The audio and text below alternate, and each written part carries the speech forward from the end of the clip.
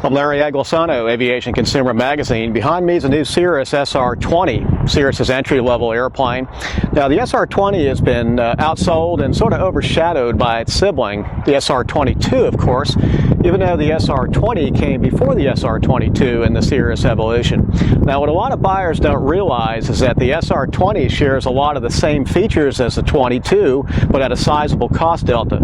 Cirrus's Cliff Allen is going to give us an overview on the airplane, and I'll go take it flying and see how it performs. This is the airplane that Cirrus really started with, and it really defined what the company's mission was in terms of building a very safe airplane, a very fast and efficient airplane, and a very comfortable airplane.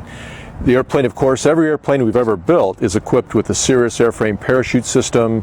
The cockpit is enclosed in a full carbon fiber roll cage. The instrument panel is crash worthy, and the airplane is very fast and efficient. The SR20 is powered by a 6-cylinder Continental IO360 engine. It's a 200 horsepower engine, and it is a 6-cylinder engine. We think that the 6-cylinder is a much smoother engine. You can feel that when you're flying the airplane. It's mated to a 3-blade Hartzell prop. That's an aluminum prop. It comes standard with the airplane now.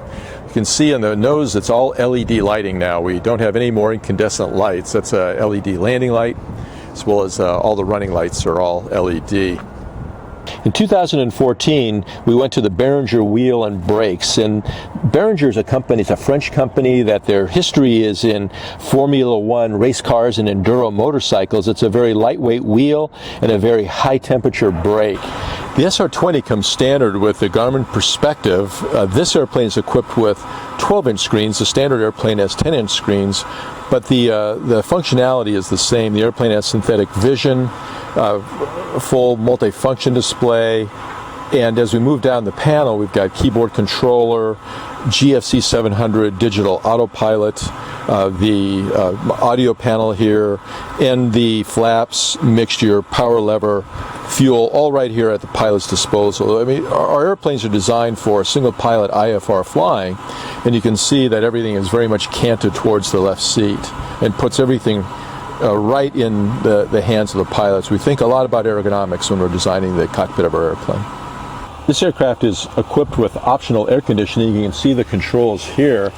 This is an all-electric air conditioner. It runs off of alternator 1, so you can actually take off with the air conditioning on. We've added a splash page to the MFD as the airplane starts up to remind the pilot that the parachute's available.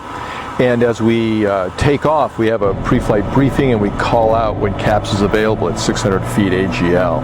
What we've seen is that as our CAPS deployments have gone up, our fatal accident rate has gone down and the airplane has just become safer and safer. We went to a 3-across back seat. There's 3 seat belts, there's 3 headphone jacks, and the seat is a 60-40 split seat. So there's a lever right on each side. You can fold the seat down, so you can put golf clubs, skis, snowboards for the kids in the back seat. So we just departed Hartford Brainerd in Connecticut in the SR20, and the airplane didn't leap off the ground like an SR22 does, but initial climb rates up to 4,500 feet here were about 800 feet per minute, which is pretty good.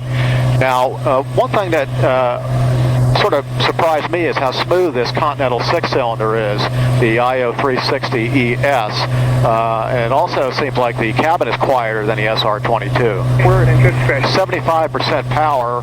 What can we expect for fuel burn and speeds?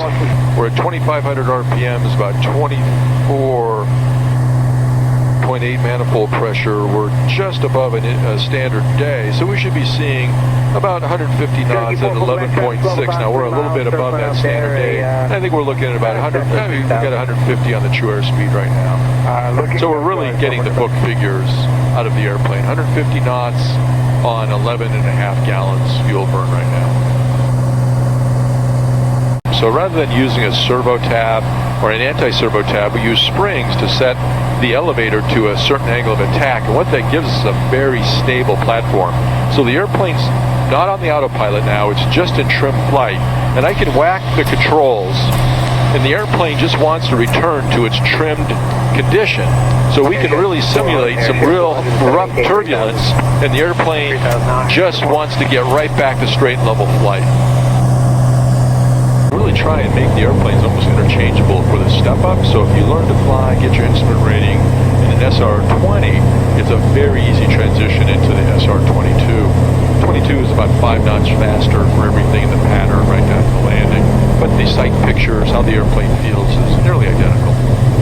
The SR20's entry-level price is $369,000. That's compared to an SR22, which is $489,000, or an SR22T, which starts at $589,000. All of the airplanes have a variety of options: 12-inch screens, upgraded interior, exterior paint. This airplane is a loaded airplane. It's a Platinum Edition, and it would sell for about $480,000. A similarly equipped SR22 would sell for about $680,000, and an SR22T at about $789,000. Now, for a full report on the new Cirrus SR20, you can read the December 2014 issue of Aviation Consumer magazine. Reporting for Aviation Consumer, I'm Larry Anglisano. Thanks for watching, and thanks to Cliff Allen for showing us this airplane.